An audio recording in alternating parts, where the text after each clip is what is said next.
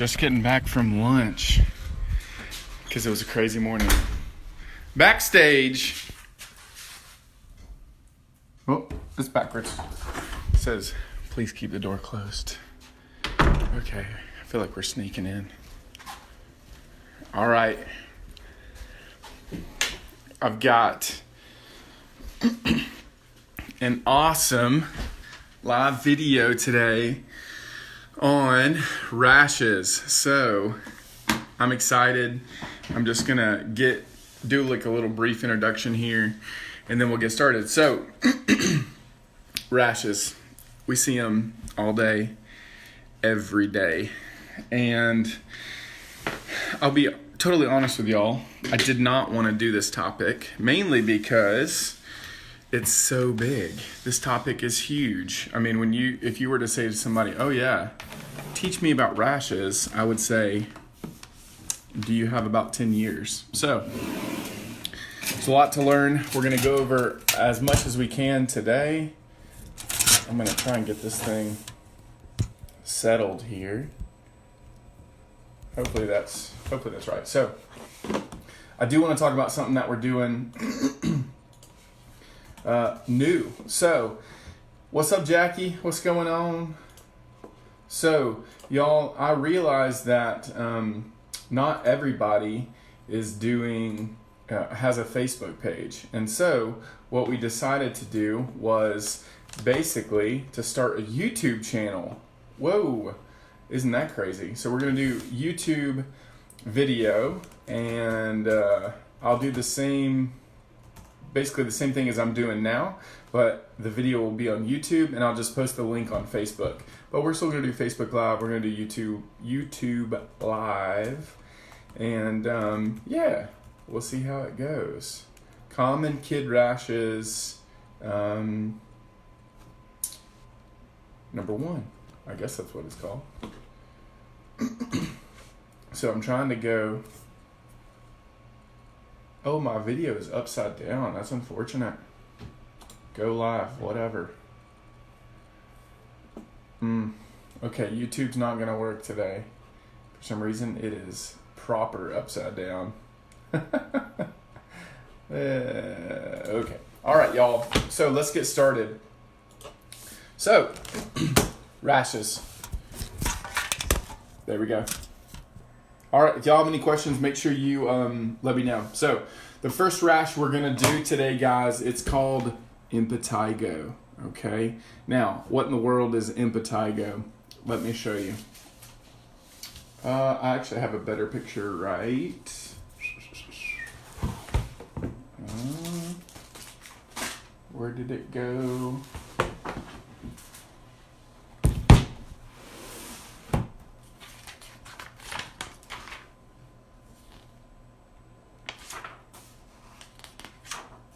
That's not it.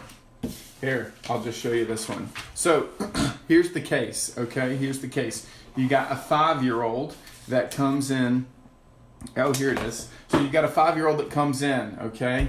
And they've got a small red area right here or right here, normally around the mouth. And it doesn't have to be, but they're in daycare. It's red, it's draining, and it has, here's the key word, honey-crusted drainage. Okay, so what is that? Let me show you a picture. So I'm going to turn this thing around. Boom. I guess I'm covering it up. Oh well. Impetigo. So if you have a kiddo and they have this little red area around the mouth, again, it can be other places, and I'll show you what that looks like. But it's got honey crusted lesions. If you'll see right here, it's a staph infection. Sometimes it can be MRSA. So check that out. Right around the mouth. Very common in daycare. Okay. This is impetigo in the armpit. And this stuff, y'all, and here's one more, and then we'll talk about it some more. Smooth weeping surfaces. So I'll tell you guys, oh, I forgot to turn it around, didn't I? Would you look at that? I'll tell you guys what I like to do with these, with impetigo. I like to do a couple of things. if it's a mild case, you can get away with washing it and kind of being careful with it. Otherwise, because it is a staph infection. Hey wife, what's up Keith? And hey Liz. If it's mild, again, we can do a topical cream on there. It's called mupirocin. It's effective against staph. It's effective against MRSA. And so it's a really good cream. I use it a lot for mild cases. If it's more severe, or if it's more than just like a few lesions, we'll have to go what we call systemic antibiotics, or antibiotics by mouth. And that'll get to all the lesions and it'll get better. One of the best drugs that I've seen based on cultures is a drug called Bactrim, or sulfamethoxazole trimethoprim. It's a 50-cent word, isn't it? There's actually 2 drugs, but anyway, it's very effective against that. Now, so likely pathogens are going to be staph. It may be MRSA. It's very common for a lot of younger kids, okay? The biggest thing with this is it is contagious, okay? So you want to keep all of the, when I say lesions, I just mean areas of the skin. You want to keep those things clean. You want to keep them washed, and you want to keep them covered, because if not, if you have 2 kids in the home and one kid has impetigo and they're sleeping in the same, if they bunk together in the same room and one's laying in the other one's bed or sharing a towel, it will spread. So highly, highly, highly contagious, okay? Make sure you wash all the sheets in hot soapy water. What's up, Diane Dockery? What's going on? So wash everything in hot soapy water. You want to make sure you kill it all. Marissa, hey. Everybody, this is our office manager. Hold on, don't leave. Hey. Are you gonna stay? Say what? Huh? Am I gonna stay? Are you gonna stay? Do you need me to help? I don't know. Okay. I just have pictures, I think, today. Okay. All right. So that was our office manager. There you go. And that was our first thing, y'all. Okay, impetigo. All right. Now, next up, okay, we've got something else. And this is, I would argue, probably the most common rash that we see that nobody knows about. It's crazy. I see it multiple times a day, seriously. And no one knows what it is. All right, so let me get my little textbooks here, and I will show you exactly what I'm talking about. This is really not a good picture of it, but let's see. Hey, Doc. Y'all want to meet Dr. Clements? Hold on. Don't want to meet the crazy cat lady. What do you want to say to our audience? Hi. How many books do you have out? I 4? have 3? a little couple books. What are you Whoops, talking it says about? rotate your phone. What are you talking about? We're talking about skin stuff today. Oh, have fun with them. I'm gonna go find lunch. All right. Y'all are meeting everybody. Cool. So here's the case presentation, and then we'll go from there. 2-year-old, okay, they come to the clinic and their parents say, hey, they've got these warts, okay, and they're mainly on the elbows and on the knees, okay, and they want to get these things frozen off or whatever. And so 2-year-old, they come in, they aren't getting better. They've been there for quite some time.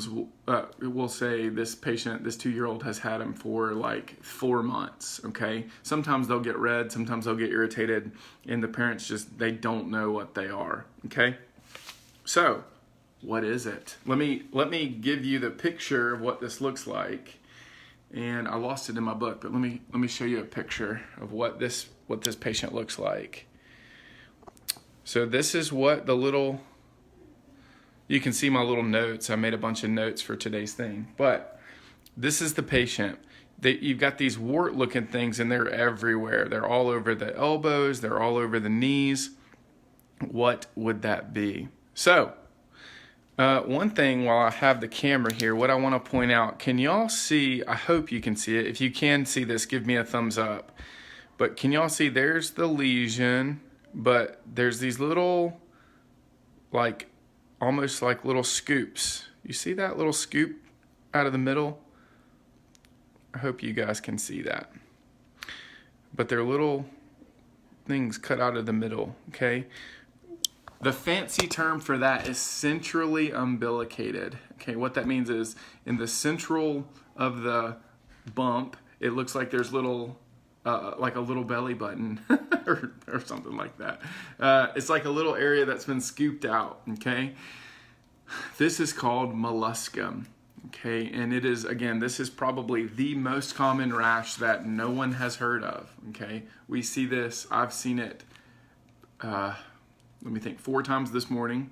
I'm sure I'll see it more this afternoon. And we see them almost every day. So, what is molluscum, right? That's the big question. What is it? Molluscum, the actual name is Molluscum contagiosum, all right? That is not a Harry Potter spell. What it is the body's reaction to a virus, okay? So it's in the family of the pox virus, not like chicken pox, but it's Molluscum contagiosum. And the body's reaction to this virus is to have these little lesions that show up. And when I say lesions, I'm just talking about areas. Don't think anything other than just areas, okay? So when these areas show up, they're, again, mostly on the elbows, okay? Mostly on the knees.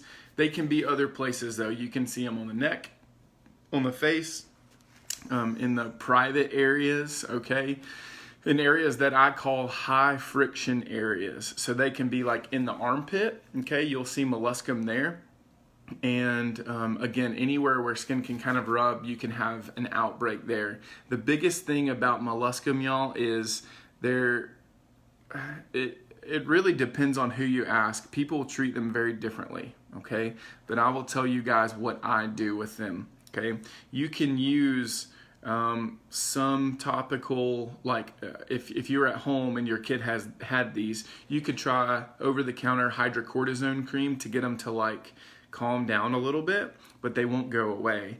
They will eventually go away, but it can take up to like 2 years for these things to go away. Yes, that's very true. Most parents just think that they're warts, but they're not. It's molluscum. The biggest issue with them is if the parent notices them and they start to get like infected, okay, and this is very common.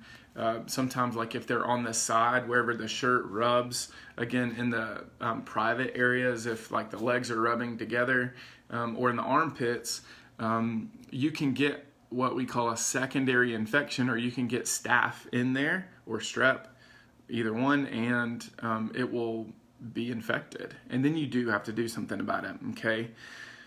I have sent kids to the dermatologist for these, okay? And again, they will try some steroid creams and things like that, but per the CDC, okay, the Centers for Disease Control, generally treatment is not recommended unless it's in the genital or perineal area, okay, the private areas, okay?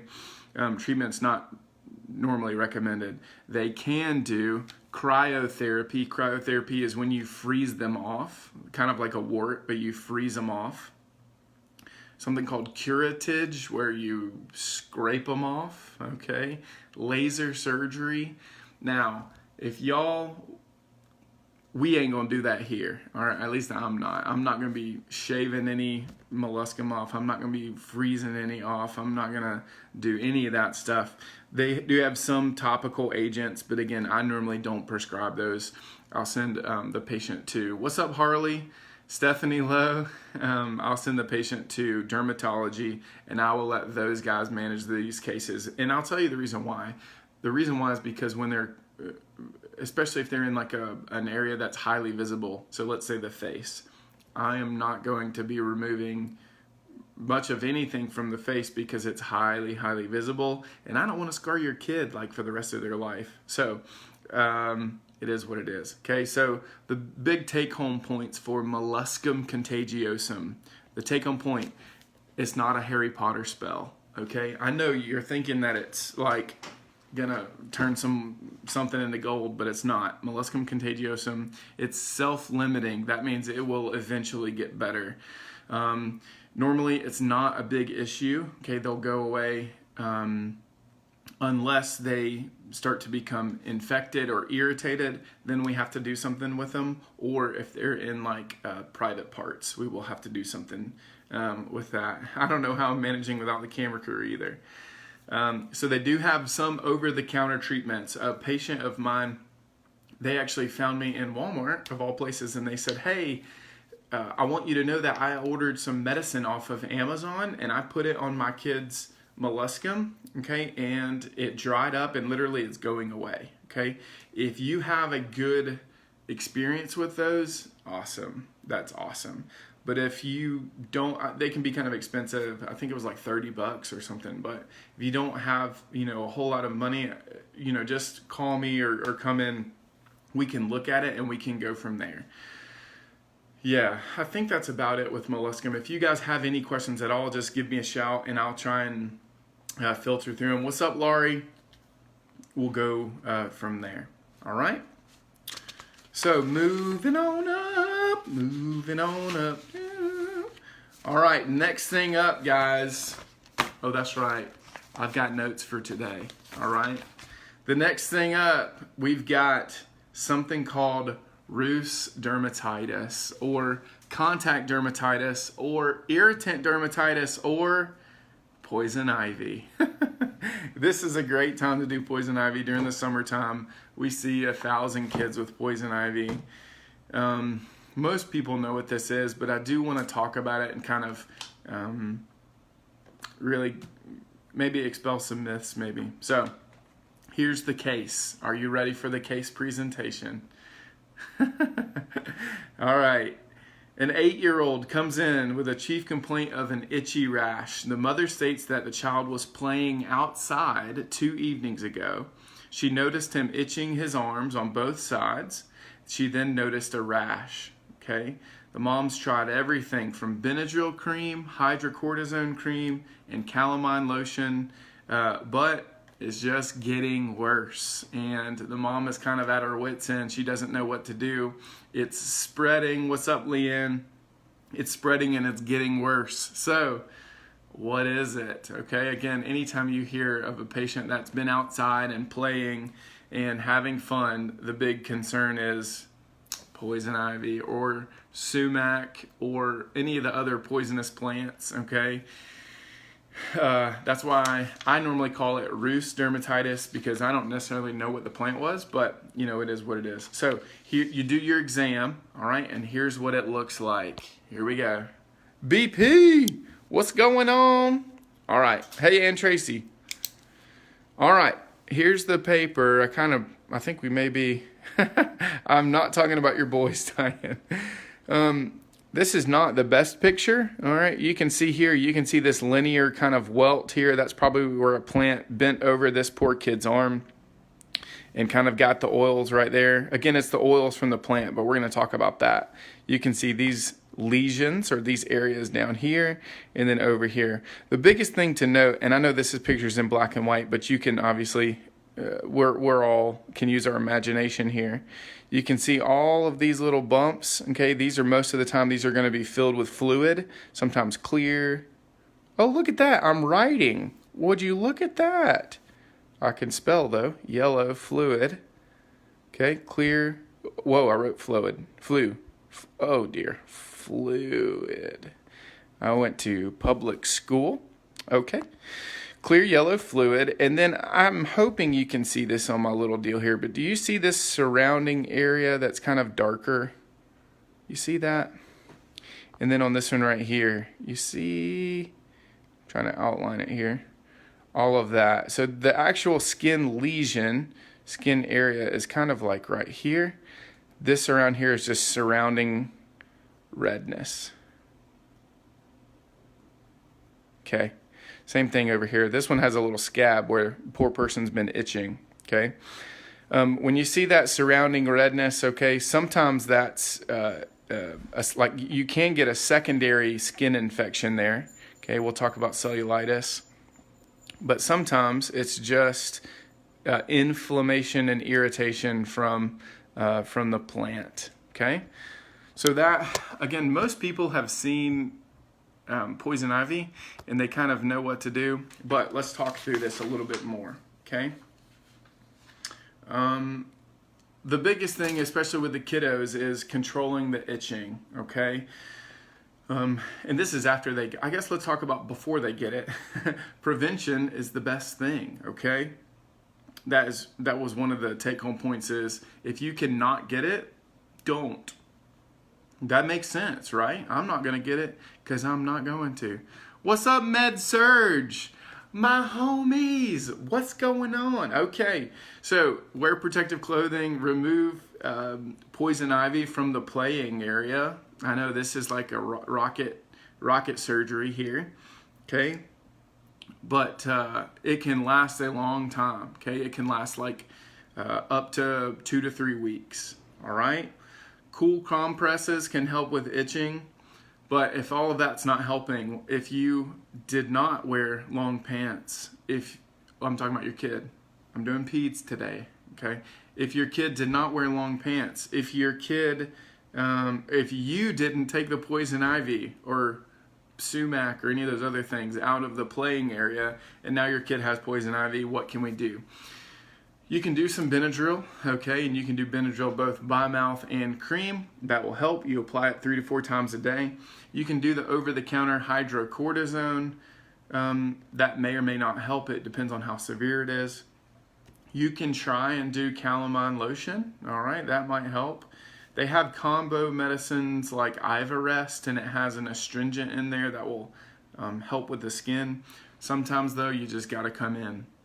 Now, here's some of the things that I'm looking for. I'm looking for how many areas, okay? So if it's just like right here, probably gonna roll with some cream and you should be okay. But it'll be prescription strength steroid cream. But, you know, again, just right there, we'll probably take care of it. If it's here and here and here and your eye looks like mine, okay, after you've been in the poison ivy plant, we got to take some action, okay? Then you would probably need some steroids by mouth, okay? Sometimes with those, we have to extend what we call extend the course. So it would be a longer course of steroids from anywhere from like 7 days up to like 10 to 14. It really depends on how severe it is, okay? And then we can also give some prescription medicine that's kind of like Benadryl, but it's like a cousin to Benadryl. It's called hydroxyzine, and that could be for itching too. Now, what is it? What causes poison ivy? What's up, Priscilla? What causes poison ivy? Well, it's something called, I don't know if I'm going to say this right, Urushiol. Urushiol. That's the compound within the oils that causes the irritation. With that being said, you need to know that it can get on your pet's fur, okay? And your pet, if they're wallowing around in some poison ivy, they can come into your house and you're like, oh, Fluffy, I love you, let me kiss you. And next thing you know, you got poison ivy all over your lips. It's because of Fluffy, all right? So you do need to know that. What I also want you to know, because parents will come in and they'll say, hey, you know, my kid has this poison ivy, can they go to daycare, all right? If they're miserable, probably not, because they're miserable. But once they have, like, again, the skin areas, you're not gonna, the drainage from that area is not going to cause someone else to get poison ivy, okay? It just won't, all right? Now, parents will say, well, it was right here, and I know we washed everything off, and now it's spreading up here. That's still just the body's reaction to the initial, you know, the initial plant or whatever it was, okay? So the drainage from the skin is not contagious for poison ivy, but it can, you can get a staph infection from someone if they have a secondary infection. So best to come in, let me take a look at it, and then we'll make up a plan. But that's a very common rash that we see all the time, and for some reason there's a lot of mystery around it. I don't know why. So, you know, it is what it is. So, we have time for, gosh, man, this time always gets away from me. It's almost time to see patients again. That's crazy. Okay, let's do the last one, and I'm going to leave y'all with an itchy one. All right, here's an itchy one. here's the case. What's up, Mary? What's up, Savannah? Here's the case, all right? You've got a 6-year-old female that comes to the clinic. Her main complaint today is itchy head. She's just itching all over. She's super itchy. She goes to school where there's multiple other people who had to go home for the same itchiness. All right? She states that she will frequently swap her hair bows with the other girls in school. Okay? And the girls will frequently play with each other's hair. If you guys have a guess, let me know what it is, okay? By the way, I want y'all to know while you're guessing. Oh, Mother hasn't tried any over-the-counter remedies. So, does anyone have a guess of what that is? While you're guessing, I want you to know that, hey, Shanda, what is up? Oh my gosh. So, all of these cases, by the way, they are made up, okay? I don't know any of these people. Like, Molluscum Kid, I don't know. I just pulled this off the internet. If you want a source, I can get you a source, but yeah, whatever. So, Priscilla says it's lice. Priscilla. Oh, Stephanie might know. Now, so let me go through the case real quick. 6-year-old coming home, itchy hair, her beard's itchy. People went, see, I'm itching just thinking about this, okay? She swaps bows with other kids. They play with each other's hair. Let's do the physical exam and find out what's going down. All right, this is what you see. Exam reveals. So you see this little girl's got some dark hair. And then you have these little white things, little mysteries all over the scalp and in the hair and everywhere. And sometimes you'll see something kind of crawling around. So Aunt Priscilla's right, it was lice. And I hope you guys aren't itching the rest of today, because I will be. Okay, so what are the treatments for that? You can get some over-the-counter medicine for that, and you can try that at home. Okay, the other thing you can do is get a little knit comb. Knits are the eggs or whatever that are on the hair shafts. And if you don't get those out or off, then they'll just hatch and you'll end up with more lice, okay? Louses, lice. You'll end up with more lice.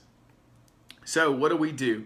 We will prescribe a medicine. It's called permethrin, and we'll leave it in the hair. Okay, what you do is you apply a generous amount, massage it into the scalp, leave it in there for 10 minutes, and then you wash it off with warm water. Okay, with hot water. And after your kid gets out of the bathtub, and after you dry their hair, by the way, we'll talk about what to do with that towel in just a minute.